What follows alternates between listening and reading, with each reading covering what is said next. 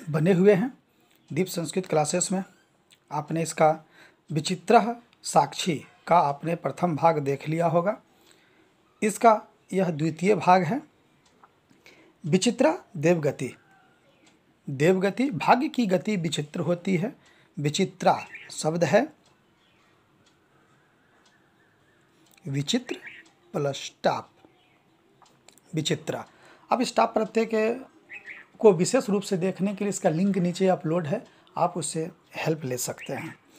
भाग्य की गति विचित्र होती है। तस्याम एव रात्रौ, वहीं पर रात में, तस्मिन गृहे विशेष विशेषण है, उसी घर में, कश्चन कह पलश्चन कोई, चोर गृह अभ्यंतरं प्रविष्ट, घर के अंदर प्रवेश किया।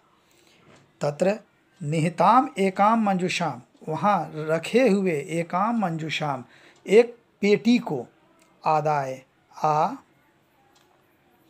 प्लस दा प्लस लेकर, आदाय लेकर, पलायिता भाग गया।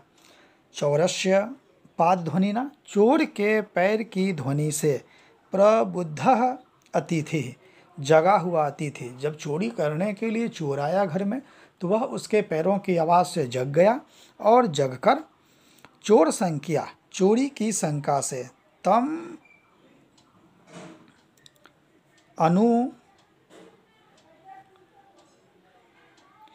अधावत, उसके पीछे पीछे दौड़ना प्रारंभ किया। अनुगृहात च, और उसे पकड़ भी लिया। परं विचित्रम अघटत, परंतु विचित्र घटना हो गई। चोरः एव उच्चैः क्रोशितुम आरभत, चोर ही जोर जोर से चिल्लाना प्रारंभ किया। चौरो अयम,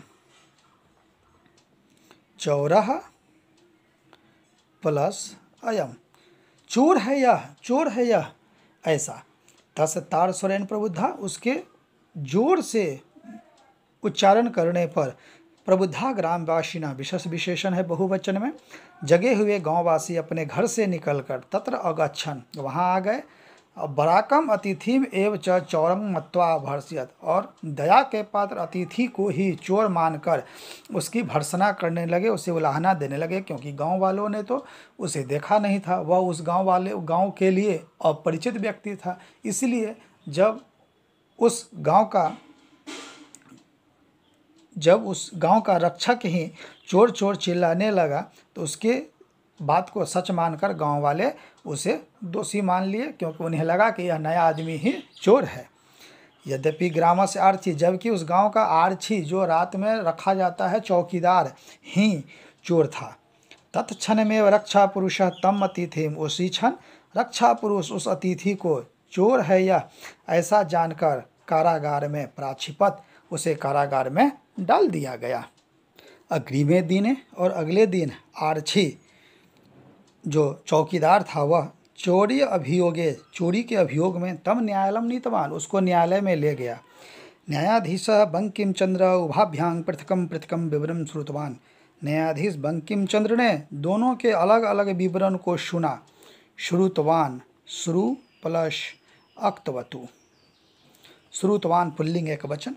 सर्वम वृतम अवगत्य, संपूर्ण वृतांत को सुनकर वह तम निर्दोषम अमन्यत, उसको निर्दोष माना, उसे लगा कि वह निर्दोष है। आरक्षिणम च दोषम अभाजनम, और आरक्षी को ही दोषी माना। किंतु प्रमाणाभावात् स निर्णेतुम न अशक्नोत, परंतु प्रमाण के अभाव में वह निर्णय करने में सक्षम नहीं हुए। ततः असौ, उसके बाद असौ,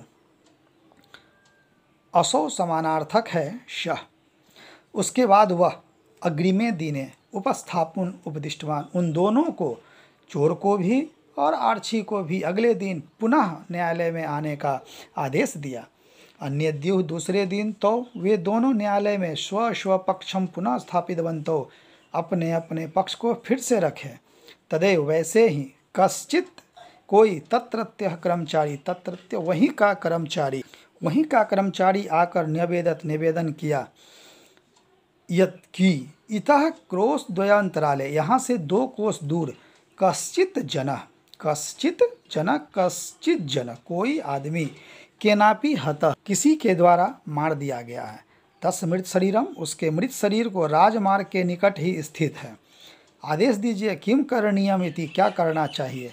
न्यायाधीश आरक्षिणम अभियुक्तम, न्यायाधीश आरक्षी को और अभियुक्त को उस सब को न्यायालय में लाने का आदेश दिया। इसका तीसरा पार्ट तुरंत अपलोड किया जा रहा है, आप सब्सक्राइब कर लें ताकि आपको समय पर उपलब्ध हो और आप जान पाएँ कि इसके बाद न्यायाधीश के द्वारा अगला क्या कदम उठाया गया। तब तक के लिए धन्यवाद।